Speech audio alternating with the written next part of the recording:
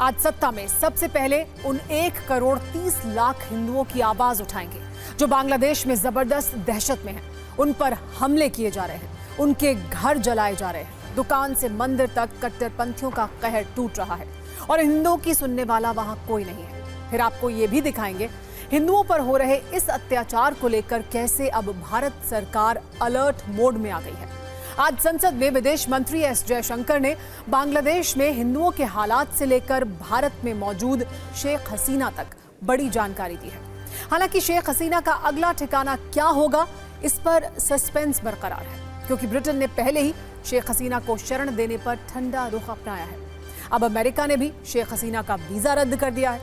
अब हसीना के पास क्या विकल्प है, ये भी समझेंगे। क्या आप अभी भी माता पिता बनने का सपना देख रहे हैं? अपोलो फर्टिलिटी के साथ अपनी माता पिता बनने का सपना पूरा करें। मुफ्त परामर्श के लिए 9953440671 पर कॉल करें। सत्ता में आज हम आपको ये भी दिखाएंगे कैसे बांग्लादेश में सत्ता चक्र 360 डिग्री घूम गया है। शेख हसीना के देश छोड़ने के साथ ही कैसे उनकी कट्टर दुश्मन की जेल से रिहाई हो गई है और क्यों अब बांग्लादेश में सेना के टॉप अधिकारी बदले जा रहे हैं। बांग्लादेश की बड़ी खबरों के बीच आज पेरिस ओलंपिक से भारत के लिए एक नहीं बल्कि 2 शुभ समाचार आए हैं। भारत के गोल्डन बॉय नीरज चोपड़ा ने जावलिन थ्रो के फाइनल में क्वालिफाई कर लिया है। इसके अलावा रेसलर विनेश फोगाट ने भी सेमीफाइनल में एंट्री कर ली है। उनका ये मैच आज रात 10:30 बजे होगा। इस वक्त ब्रिटेन के हालात भी चिंताजनक हैं, जहां 3 बच्चों की हत्या के बाद जबरदस्त धार्मिक क्लेश मचा हुआ है। शहर शहर दंगे हो रहे हैं और अब पीएम ने दंगाइयों को खुली चेतावनी दे दी है। इस बीच भारतीय उच्चायोग ने भी एक ट्रैवल एडवाइजरी जारी की है और भारतीयों से सतर्क रहने को कहा गया है। देश में मानसून की मूसलाधार अगस्त क्रांति भी जारी है। मौसम विभाग ने फिर देश के 20 राज्यों में भारी बारिश की संभावना जताई है। हिमाचल प्रदेश में इस वक्त लैंडस्लाइड और बाढ़ की वजह से 87 सड़कें बंद हैं, जबकि राज्य में 6, 7 और 8 अगस्त को भारी बारिश की चेतावनी है। सत्ता में आज सबसे पहले बात उन 1,31,00,000 हिंदुओं की करेंगे जो बांग्लादेश में सत्ता संकट के बाद अब अस्तित्व संकट से गुजर रहे हैं। वैसे तो ये सालों से प्रताड़ित हो ही रहे थे, लेकिन अब उनके साथ खुलेआम अत्याचार हो रहा है। सबसे पहले बांग्लादेश की सत्ता से शेख हसीना का सफाया हुआ। वहां कट्टरपंथियों को अचानक नई शक्ति मिल गई और इस शक्ति के शिकार हो रहे हैं वो हिंदू जो बांग्लादेश में किसी तरह रह रहे थे, जो बांग्लादेश में किसी तरह अपना जीवन गुजार रहे थे। लेकिन पिछले 24 घंटों से उनके साथ जो हो रहा है उससे पूरी दुनिया भयभीत है और ऐसा लग रहा है जिस बांग्लादेश की आर्थिक स्थिति श्रीलंका जैसी बन चुकी है, वो अब धार्मिक रूप से पाकिस्तान की राह पर तीव्र गति से आगे चल चुका है। क्योंकि जिस तरह पाकिस्तान में सत्ता का रिमोट कट्टरपंथियों के हाथ में होता है, अब बांग्लादेश में भी कुछ ऐसा ही सीन नजर आ रहा है और इसके सबसे ज्यादा पीड़ित हिंदू परिवार हैं, जिनके वीडियो सबूत आज हम आपको दिखाने वाले हैं। हर वीडियो में बांग्लादेश के कट्टरपंथ वाले नए रूप का आपको प्रमाण मिलेगा। आपको हिंदुओं पर आघात वाली 7 घटनाओं के जरिए बताते हैं आखिर बांग्लादेश में हिंदुओं के साथ हो क्या रहा है। बांग्लादेश के 27 जिलों में हिंदुओं पर हिंसा हो रही है। ढाका में इस्कॉन मंदिर को उपद्रवियों ने जला दिया है। इसके अलावा ढाका में ही दंगाइयों ने काली मंदिर को तोड़ दिया है। शहर शहर हिंदू मंदिरों और हिंदू नेताओं पर हमले किए जा रहे हैं। 2 हिंदू पार्षदों को पीट पीट कर उनकी हत्या की गई है। हिंदुओं की संपत्ति को चुन चुनकर नुकसान पहुंचाया जा रहा है। हिंदुओं की दुकानों में लूटपाट की जा रही है। बांग्लादेश के कानूनी जानकारों ने सेना से मदद मांगी है। सोचिए, पाकिस्तान में हिंदुओं की स्थिति पहले से ही खराब है। अफगानिस्तान में तालिबान राज के बाद अब नाम मात्र के हिंदू बचे हैं। अब बांग्लादेश के बचे हुए हिंदुओं का हाल भी आप देख लीजिए। हम आपको जो वीडियो दिखा रहे हैं वो बांग्लादेश में हिंदुओं के वर्तमान और भविष्य दोनों को बयां कर रहा है, क्योंकि अब वहां कट्टरपंथी आउट ऑफ कंट्रोल हो चुके हैं, क्योंकि उनका नियंत्रण सीधे पाकिस्तान से होगा। ये तस्वीर शेख हसीना के इस्तीफे के बाद की है। बांग्लादेश के मेहरपुर में इस्कॉन मंदिर में तोड़फोड़ की गई, मूर्तियों को क्षत विक्षत कर दिया गया। भगवान जगन्नाथ, बलभद्र और सुभद्रा देवी की मूर्तियों को तोड़ा गया। यहां तक कि मंदिर में आग लगा दी गई। हिंसा के वक्त वहां मौजूद 3 पुजारी और कई लोग जान बचाकर भागने में कामयाब रहे। इस्कॉन की ओर से जारी किया गया ये वीडियो वायरल हो चुका है। सवाल है कि अब हिंदुओं के साथ बांग्लादेश में क्या होगा।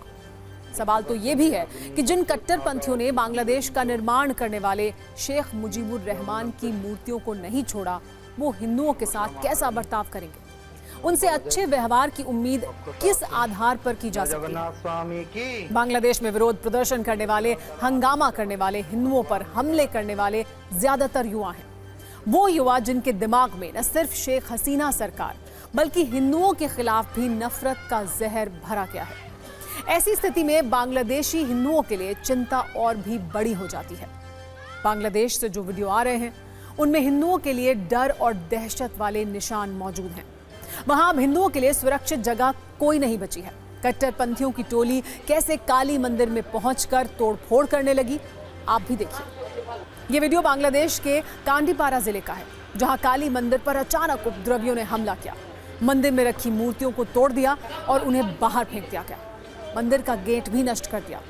ये तस्वीरें इतनी हिंसक हैं कि आपको पूरी तस्वीर साफ साफ हम दिखा भी नहीं सकते। हिंदू समुदाय की भावनाओं का सम्मान करते हुए हमने टूटी हुई मूर्तियों की तस्वीर को ब्लर किया है, लेकिन बांग्लादेश के हालात और वहां के कट्टरपंथियों की हिमाकत को दिखाना जरूरी भी है। ये बताना जरूरी है कि भारत के पड़ोसी मुल्क में कैसे कट्टरपंथ की सत्ता मजबूत हो रही है। धीरे धीरे कट्टरपंथ का एक कैंसर लास्ट स्टेज पर पहुंच जाएगा और फिर लाइलाज बन जाएगा, जैसा कि आज की तारीख में पाकिस्तान में हो चुका है, जहां किसी क्षेत्र के पार्षद और विधायक से लेकर बड़े बड़े हुक्मरान तक हर कोई कट्टरपंथियों के इशारे पर चलते हैं। वहां भी हिंदुओं को इसी तरह प्रताड़ित किया जाता है। बांग्लादेश में हिंदुओं के खिलाफ हिंसा, हिंदुओं पर चुन चुन कर हमले सिर्फ धर्म का मसला नहीं है। ये सिर्फ हिंदुओं का मसला नहीं है, बल्कि ये इंसानियत और मानवता का सवाल है। क्योंकि ये हिंदू बांग्लादेश के नागरिक हैं। इनके घरों को लूटा जा रहा है, घरों में घुसकर इन्हें पीटा जा रहा है, इनके घरों को जलाया जा रहा है। इनके ही देश में इनके घर, संपत्ति, जमीन, दुकान पर हर चीज से इन्हें बेदखल किया जा रहा है। इससे बड़ा अपराध, इससे बड़ा अत्याचार और क्या हो सकता है?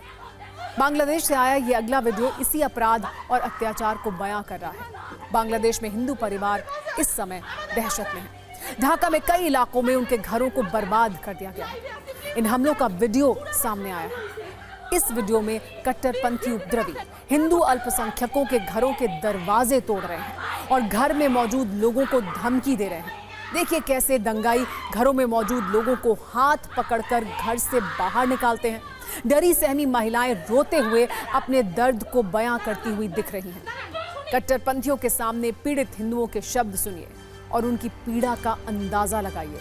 इनके शब्द हैं, हमें बचाओ भाई, हमें बचाओ, कोई तो बचाओ भाई, ऐसा ना करो, हम अत्याचार के खिलाफ हैं। सोचिए, ऐसी विनती की जा रही है, लेकिन कट्टरपंथी रुक नहीं रहे, बल्कि बेरहमी की सारी हदों को वो पार कर रहे हैं। बांग्लादेश में हिंदुओं के हालात पर हमने एक न्यूज रील तैयार की है, आप भी देखिए।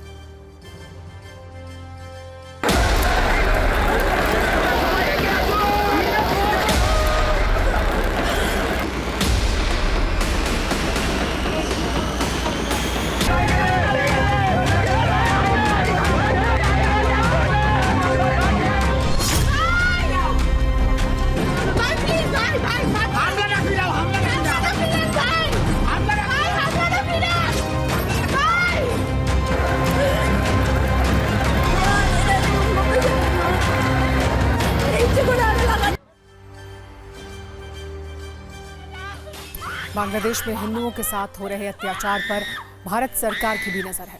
विदेश मंत्री एस जयशंकर ने संसद में इस पर चिंता जाहिर की। उन्होंने बताया कि बांग्लादेश में अल्पसंख्यकों की सुरक्षा पर हमारी नजर है। आप उनकी पूरी बात सुनिए। We are also monitoring the situation with regard to the status of minorities. There are reports of initiatives by various groups and organizations to ensure their protection and well-being. We welcome that, but will naturally remain deeply concerned till law and order is visibly restored. Our border guarding forces have also been instructed to be exceptionally alert in view of this complex situation. विश्व हिंदू परिषद ने बांग्लादेश में हिंदुओं पर हो रहे अत्याचार को रोकने की मांग की है। बांग्लादेश के हालात को देखते हुए पश्चिम बंगाल में बीजेपी के नेता शुभेंदु अधिकारी ने दावा किया है कि बांग्लादेश से 1 करोड़ हिंदू शरणार्थी पश्चिम बंगाल आ सकते हैं। वहीं योग गुरु बाबा रामदेव ने भी बांग्लादेश में हिंदुओं के साथ हो रहे अत्याचार और आक्रमण पर चिंता जताई है। उन्होंने कहा कि पूरी दुनिया में कट्टरवाद बढ़ रहा है, जो अच्छे संकेत नहीं है।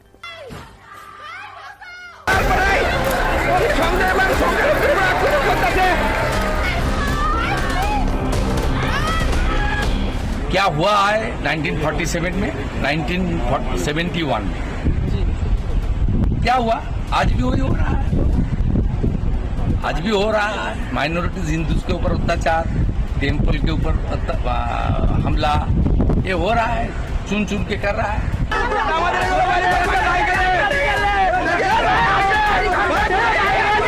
मैंने भारत सरकार से कहा कि हर संभव कदम उठाएं कि वहाँ का हिंदू और बाकी माइनॉरिटी सुरक्षित रहे, और ये भी कहा कि सीमाओं पर दोबारा से इसकी आड़ लेकर के बड़ा अतिक्रमण न हो सके, इसलिए सीमाओं को पक्का सील रखा जाए।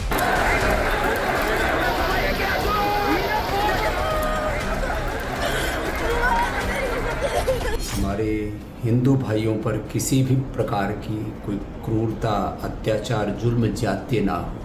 जिस तरह से पूरी दुनिया में इस्लामिक कट्टरवाद बढ़ रहा है और वो भारत के पड़ोस में जिस तरह से उसने दस्तक दे दी है, वह देश के लिए बहुत ही खतरनाक हो सकता है।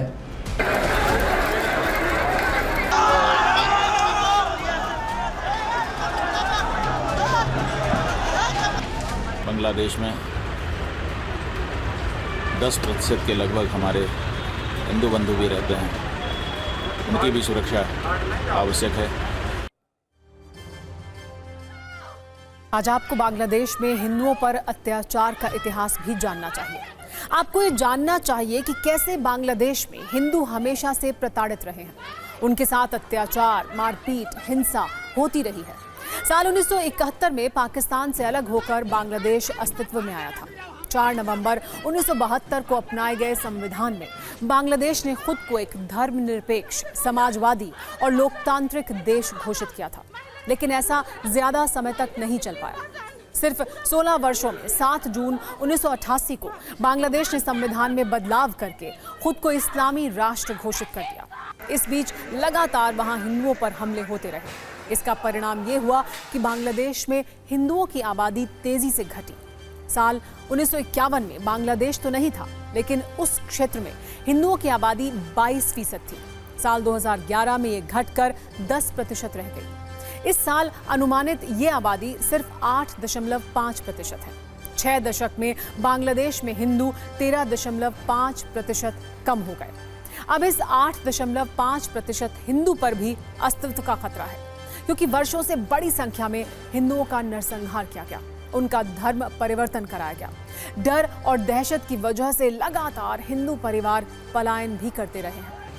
आपको ये जानकर भी हैरानी होगी कि बांग्लादेश में एक ऐसा भूमि कानून लाया गया था जिससे हिंदुओं के लिए अत्याचार वाला एक्ट कहा जा रहा था। बांग्लादेश में साल 2021 तक एक विवादास्पद भूमि कानून वेस्टेड प्रॉपर्टी एक्ट लागू था।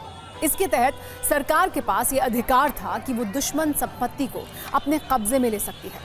इस कानून के तहत बांग्लादेश की सरकार ने करीब 26 लाख एकड़ जमीन अपने कब्जे में ले ली। इस कानून से बांग्लादेश का करीब हर हिंदू परिवार प्रभावित हुआ।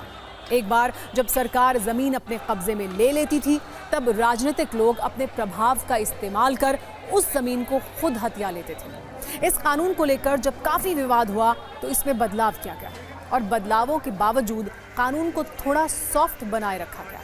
शेख हसीना सरकार जब तक थी तब तक तो कुछ उम्मीदें बाकी थी, ऐसे कानूनों की एक्सपायरी डेट आ जाएगी। लेकिन अब जो हालात हैं उसमें जमीन, संपत्ति और अधिकार तो छोड़ ही दीजिए, जान पर भी खतरा है। बांग्लादेश में जो कुछ भी हो रहा है उससे नोआखाली दंगे की याद आ गई। वही नोआखाली जो इस वक्त बांग्लादेश के चटगांव डिवीजन में है। अक्टूबर-नवंबर 1946 में नोआखाली में सांप्रदायिक दंगे हुए थे। तब बंगाल की सड़कें खून से लाल हो गई थी। सिर्फ 72 घंटे में 6000 लोगों की जान चली गई थी।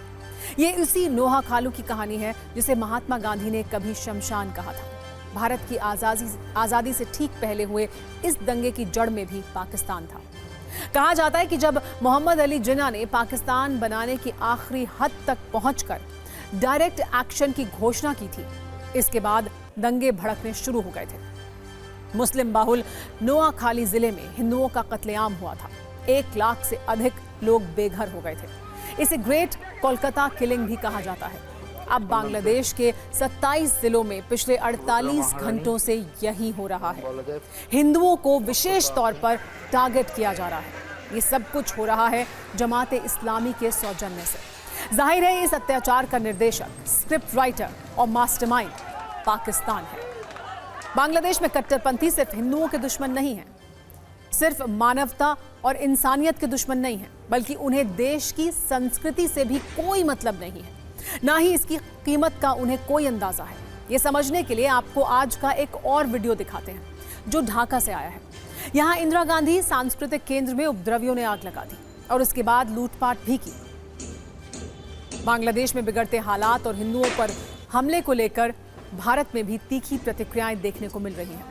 इसी सिलसिले में AIMIM के अध्यक्ष असदुद्दीन ओवैसी ने TV9 से बात की। उनसे बांग्लादेश में हुए सत्ता परिवर्तन और हिंदुओं पर हमले से जुड़े कई सवाल पूछे गए। इस पर उन्होंने क्या कहा, आप भी सुनिए। जो वहाँ अभी हालात हैं और वहाँ जो लोग काबिज हो रहे हैं, जिस तरह के हालात हम देख रहे हैं, माइनॉरिटीज के खिलाफ जो कुछ हो रहा है, उसके लिए कहा जा रहा है कि ये नोआखाली जैसे हालात हैं। ये वहाँ की सरकार को हमको बोलना चाहिए। अभी तो सरकार नहीं, अरे कुछ भी होगा भाई, प्रधानमंत्री को जब एक चेंज आ गया तो वो बोल सकते हैं ना, ठीक है हम जो चाह रहे थे, हमारी जो हम चाहते थे उसके बरखिलाफ कोई चीज़ हो गई, ठीक है, रियलिटी ये है। मगर हमको अगर उसको एक्सेप्ट नहीं करेंगे, और ये तो गलती आप हमारी भी है ना, आप नहीं तो बुलाया था अपने ओथ टेकिंग सेरेमनी में मोहतरमा को, वहां पर इलेक्शन हुए, कोई अपोजिशन इलेक्शन में नहीं है। ये सब चीजें मुझे दिख रही है, मैं तो कोई डिप्लोमेटिक एक्सपर्ट नहीं हूं, मगर जब मेरे जैसे आदमी को समझ में आ रहा है, भाई ये तो जानकार लोग बैठे हुए हैं जिनको तनख्वाह मिल रही है मेरे टैक्स से, उनको समझ में नहीं आ रहा था बात, ये हमको मालूम ही नहीं। वेट एंड वॉच, अभी भी वेट एंड वॉच, अभी वेट एंड वॉच होगा। बांग्लादेश में हिंदुओं पर हो रहे हमले के बीच पूर्व PM शेख हसीना की जान तो बच गई, लेकिन उन्हें देश छोड़ना पड़ा। वो पिछले 25 घंटे से भारत में है, गहरे सदमे में है, बहुत बात करने की स्थिति में भी नहीं है। जाहिर है कि जो महिला कल दोपहर तक बांग्लादेश की प्रधानमंत्री थी, उनके पास सत्ता और शक्ति सब कुछ था, और अब 24 घंटे के बाद आज वो एक शरणार्थी के सिवा कुछ भी नहीं है। उनका सियासी करियर एक तरह से खत्म हो चुका है। अपने ही देश से उन्हें भागना पड़ा। ऐसे में कोई भी होगा तो उसे सदमा तो लगेगा ही, लेकिन सवाल यह है कि आगे अब क्या होगा, शेख हसीना क्या करेंगी और बांग्लादेश का क्या होगा। सबसे पहला सवाल यह है कि क्या शेख हसीना भारत में रहेंगी। शेख हसीना ने अब तक भारत से शरण नहीं मांगी है। हालांकि खबर है कि अभी वो कुछ और दिन भारत में ही रह सकती हैं। असल में वो भारत के रास्ते का इस्तेमाल कर रही हैं। शेख हसीना किस देश में शरण ले सकती हैं, ये एक और अहम सवाल है। शुरुआती दौर में यह खबर आई कि शेख हसीना ब्रिटेन या फिनलैंड में शरण ले सकती हैं, लेकिन ब्रिटेन ने शेख हसीना को शरण देने पर ठंडा रुख अपनाया है। क्या शेख हसीना अमेरिका जा सकती हैं, ये भी एक सवाल है। ऐसी संभावना नहीं है, क्योंकि अमेरिका ने आज ही शेख हसीना का वीजा रद्द कर दिया है। सवाल यह भी है कि आगे बांग्लादेश का अब क्या होगा। बांग्लादेश में सेना अंतरिम सरकार का गठन करेगी। PM पद का फैसला अभी तक नहीं हुआ है। बांग्लादेश की अंतरिम सरकार में PM पद की रेस में कौन कौन है, ये भी जान लीजिए। बांग्लादेश के रिजर्व बैंक के गवर्नर अर्थशास्त्री सलाउद्दीन अहमद इस रेस में सबसे आगे हैं। बॉर्डर गार्ड बांग्लादेश के पूर्व director general AKM Najmul Hasan भी PM बन सकते हैं, और तीसरे नंबर पर वैज्ञानिक डॉक्टर मंजूर अहमद चौधरी हैं। ऐसी अटकलें थी कि नोबेल विजेता मोहम्मद यूनुस प्रधानमंत्री होंगे। क्या वो इस रेस से बाहर हैं? ऐसा बताया जा रहा है कि मोहम्मद यूनुस इस केयरटेकर सरकार के चीफ एडवाइजर हो सकते हैं। शेख हसीना के बांग्लादेश छोड़ने के बाद जेल से बाहर आई पूर्व PM खालिदा जिया अब क्या करेंगी, ये अहम सवाल है। खालिदा जिया की तबीयत ठीक नहीं है, उन्होंने अपनी रणनीति अभी तक साफ नहीं की है। लेकिन सबसे बड़ा सवाल यह है कि बांग्लादेश में हिंसा कब रुकेगी बांग्लादेश में बड़े पैमाने पर अराजकता फैल चुकी है। माना जा रहा है कि अब अंतरिम सरकार के गठन के बाद ही सब कुछ शांत होगा। तो शेख हसीना की लास्ट और फाइनल लोकेशन क्या होगी, इस पर बहुत सारे अगर मगर हैं। लेकिन सत्ता का चक्र कब, कैसे और किसके पक्ष में घूमेगा, ये कोई नहीं जानता। इसका एक सटीक उदाहरण इस वक्त बांग्लादेश है, जहां का सत्ता चक्र अब 360 डिग्री घूम गया है। कल आपने देखा था कैसे पिछले 15 वर्षों से बांग्लादेश की प्रधानमंत्री रही शेख हसीना को अपनी सत्ता सूटकेस में पैक करके अचानक चुपचाप भागना पड़ा था। और सिर्फ इसके 24 घंटे के बाद शेख हसीना की कट्टर दुश्मन और बांग्लादेश की पूर्व पीएम खालिदा जिया की जेल से रिहाई हो गई है, जो वर्ष 2018 से करप्शन से जुड़े मामलों में जेल में थी। और अब खबर यह है कि वो अंतरिम सरकार में भी शामिल हो सकती हैं। लेकिन आज खालिदा जिया से ज्यादा जिस शख्स की चर्चा हो रही है उसका नाम है तारिक रहमान, जो खालिदा जिया का ही बेटा है। और माना जा रहा है कि यही वो सूत्रधार है जिसने पाकिस्तान की खुफिया एजेंसी के साथ मिलकर हसीना हटाओ आंदोलन की स्क्रिप्ट लिखी और तख्ता पलट कर दिया। बांग्लादेश नेशनलिस्ट पार्टी के एक्टिंग चेयरमैन तारिक रहमान पर यह जानकारी सामने आई है कि उन्होंने 6 साल पहले ही तख्ता पलट की साजिश शुरू कर दी थी। और इस साजिश की प्रायोजक थी पाकिस्तान की खुफिया एजेंसी ISI, जिसके साथ मिलकर तारिक रहमान ने यह प्लान तैयार किया। खबरों के अनुसार ISI और तारिक के बीच पहली मीटिंग जुलाई 2018 में लंदन में हुई और यहीं पर ISI ने तारिक रहमान को सत्ता गिराने की जिम्मेदारी दी और उसका साथ देने का भरोसा भी दिया। इसके बाद दूसरी मीटिंग सऊदी अरब में हुई, जहां ISI ने हसीना हटाओ प्लान को और आगे बढ़ाया। और अब तारिक रहमान की ISI से कई यूरोपीय देशों में मुलाकात हो चुकी है। लेकिन सवाल यह था कि इस प्लान को एग्जीक्यूट कैसे किया जाए और इसके लिए मोहरा बनाया किसको जाए। मोहरा बनाया गया जमाते इस्लामी और ढाका यूनिवर्सिटी के छात्रों को। ISI ने ही तारिक रहमान और जमाते इस्लामी के बीच गठबंधन कराया। इसके बाद जमाते इस्लामी ने ढाका यूनिवर्सिटी में स्टूडेंट विंग को तैयार किया। ISI ने तारिक रहमान के जरिए स्टूडेंट विंग को कई मिलियन डॉलर भेजे। ढाका यूनिवर्सिटी के साथ निजी यूनिवर्सिटी में भी कई कैडर तैयार किए गए। और सबसे चौंकाने वाली बात आप जान लीजिए, ये सब कुछ बांग्लादेश की खुफिया एजेंसी को पता था, लेकिन इसमें भी एक जानकारी PM ऑफिस तक नहीं पहुंचाई गई। लेकिन अब हम आपको वो 3 चेहरे दिखाते हैं जिन्होंने एक ऐसे आंदोलन की शुरुआत की जिसने शेख हसीना को देश छोड़ने के लिए आखिरकार मजबूर कर दिया और 15 साल से सत्ता में बैठी शेख हसीना की सरकार गिरा दी गई। ये तीनों ही छात्र ढाका यूनिवर्सिटी के हैं, यानी वो लोकेशन जिसे ISI और तारिक रहमान ने अपने मोहरे की तरह इस्तेमाल किया। और यहाँ पढ़ने वाले 3 छात्र उसके की प्लेयर बने। वो हैं समाज शास्त्र के छात्र नाहिद इस्लाम, ढाका यूनिवर्सिटी में लैंग्वेज स्टडीज के स्टूडेंट आसिफ महमूद और भूगोल का छात्र अबू बकर मजूमदार। जो आंदोलन बांग्लादेश में शुरू हुआ, ये तीनों ही छात्र उसके पोस्टर बॉय बन गए और फिर इन्होंने तख्ता पलट की चिंगारी को शेख हसीना के खिलाफ शोले में तब्दील कर दिया। क्योंकि जमाते इस्लामी की छात्र इकाई से जुड़े नाहिद इस्लाम, आसिफ महमूद और अबू बकर मजूमदार आरक्षण आंदोलन के सबसे बड़े चेहरे थे। इसीलिए इनकी आवाज को दबाने के लिए इन्हें 19 जुलाई को हिरासत में लिया गया। लेकिन इनका आरोप है कि पुलिस ने इन्हें हिरासत में बेरहमी से मारा और टॉर्चर किया। हालांकि इसके बाद 26 जुलाई को तीनों ही छात्रों को छोड़ भी दिया गया। लेकिन बाहर निकलने के बाद इन्होंने आंदोलन को और तेज कर दिया और सिर्फ 10 दिनों के अंदर बांग्लादेश में शेख हसीना का तख्ता पलट हो गया।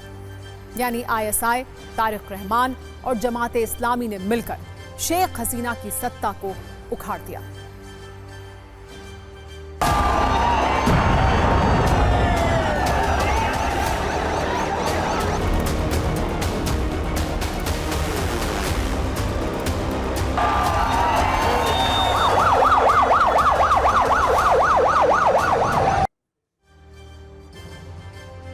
इस बगावत का चेहरा ये 3 छात्र थे, लेकिन साजिश थी पूर्व PM खालिदा जिया के बेटे तारिक रहमान की। लेकिन सवाल यह है कि जब बांग्लादेश में शेख हसीना सरकार के तख्ता पलट की साजिश हो रही थी, तो भारत सरकार क्या कर रही थी? भारत सरकार के पास बांग्लादेश में तख्ता पलट के बाद की स्थिति के लिए कोई प्लान B था? TV9 भारतवर्ष को टॉप सोर्सेज से मिली जानकारी के मुताबिक भारत सरकार हिंसाग्रस्त बांग्लादेश पर काफी पहले से नजर रख रही थी। कल जैसे ही ढाका में हालात बेकाबू हुए, विद्रोही प्रदर्शनकारी प्रधानमंत्री आवास की तरफ बढ़ते हुए दिखे। शेख हसीना ने ढाका छोड़ने का प्लान बनाया। सूत्रों के मुताबिक शेख हसीना के ढाका छोड़ने का प्लान दिल्ली को पहले से पता था। शेख हसीना के बांग्लादेश छोड़ने को लेकर सरकार की एक हाई लेवल मीटिंग हुई। एनएसए अजीत डोवाल और विदेश मंत्री एस जयशंकर के साथ आर्मी और इंटेलिजेंस के वरिष्ठ अधिकारी इस बैठक में मौजूद थे। इस बैठक में शेख हसीना को बांग्लादेश से सुरक्षित निकालने पर चर्चा की गई। जैसे ही बांग्लादेश में हालात बेकाबू हुए, बीएसएफ और आर्मी को अलर्ट कर दिया गया। एयरफोर्स को शेख हसीना के प्लेन को सुरक्षित निकालने की जिम्मेदारी दी गई। खुफिया एजेंसियों को ढाका में शेख हसीना को मदद पहुंचाने के लिए कहा गया। बैठक के बाद शेख हसीना की टीम को भी भारत के फैसले की जानकारी दी गई। खतरे को देखते हुए शेख हसीना को तुरंत निकालने की सलाह भी दी गई, जिसके बाद उन्हें भारतीय एयरफोर्स की देखरेख में राजधानी दिल्ली से सटे गाजियाबाद के हिंडन एयरबेस पर लाया गया, जहां वो करीब 25 घंटे से अब मौजूद हैं। बैक चैनल से शेख हसीना की जान बचाने और उन्हें ढाका से निकालने में मदद करने में भारत सरकार की भूमिका अहम थी। विदेशी मोर्चे पर एक तरफ बांग्लादेश की आर्मी को भरोसे में लेकर भारत एक बड़ी साजिश से शेख हसीना को बचा रहा था, जबकि दूसरी तरफ विदेश मंत्रालय, पीएम नरेंद्र मोदी और नेता विपक्ष राहुल गांधी को पूरी जानकारी भी दे रहे थे। बांग्लादेश के मौजूदा हालात पर सरकार ने आज सर्वदलीय बैठक भी बुलाई। इसमें वहां की हर आधिकारिक जानकारी सभी दलों को दी गई। आज ही विदेश मंत्री एस जयशंकर ने संसद में भी बयान दिया और बताया कि विद्रोही प्रदर्शनकारियों का क्या एजेंडा था और शेख हसीना ने जब भारत से मदद मांगी तो सरकार ने कैसे उनकी मदद की। बांग्लादेश के मुद्दे पर कुछ देर पहले विदेश मंत्री, गृह मंत्री और एनएसए के बीच महत्वपूर्ण बैठक हुई। एक बार विदेश मंत्री का बयान सुनिए, फिर आपको ये बताते हैं कि बांग्लादेश में कितने भारतीय फंसे हुए हैं। On 5th August, demonstrators converged in Dhaka despite the curfew. Our understanding is that after a meeting with leaders of the security establishment, Prime Minister Sheikh Hasina apparently made the decision to resign. At very short notice, she requested approval to come for the moment to India. We simultaneously received a request for flight clearance from Bangladesh authorities. She arrived yesterday evening in Delhi. The situation in Bangladesh, sir, is still evolving. हालांकि संसद के दोनों सदनों में बयान से पहले सर्वदलीय बैठक में विदेश मंत्री एस जयशंकर और नेता विपक्ष राहुल गांधी के बीच डिटेल्ड बातचीत हुई। इस बैठक में राहुल गांधी ने विदेश मंत्री से पूछा, कहीं बांग्लादेश के मौजूदा हालात के पीछे विदेशी ताकतों का हाथ तो नहीं है। इस पर विदेश मंत्री ने जवाब दिया कि अभी बाहरी ताकत का हाथ होने की बात करना जल्दबाजी है। इस पर राहुल गांधी ने कहा कि मीडियम और लॉन्ग टर्म स्ट्रैटेजी होनी चाहिए।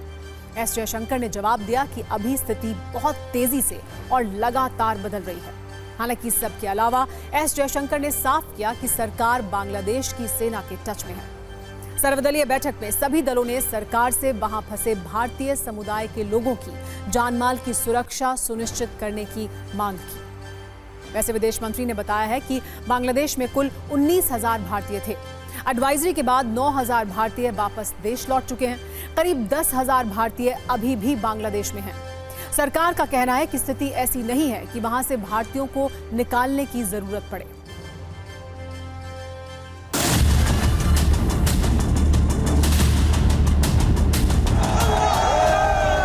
We are in close and continuous touch with the Indian community in Bangladesh through our diplomatic missions.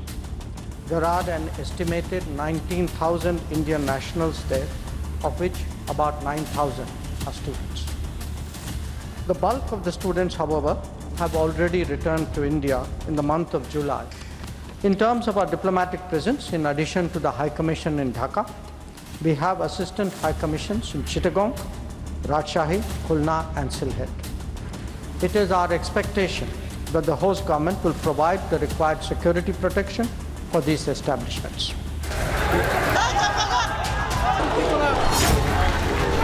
Foreign policy, I've always said, It's not a BJP foreign policy or a Congress foreign policy. It's India's foreign policy. It's India's national interest we have to stand up for. राष्ट्रीय सुरक्षा से जुड़े मसले ऐसे होते हैं जिसमें पक्ष विपक्ष सबको एक साथ खड़े होने की आवश्यकता होती है।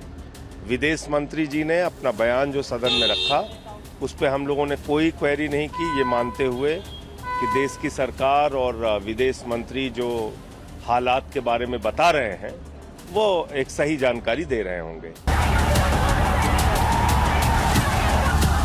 जिसको कहते हैं कि छद्म लोकतंत्र की क्या परिणति हो सकती है, उसका भी ये नतीजा है। सरकार जो भी निर्णय लेगी हम उसके साथ हैं।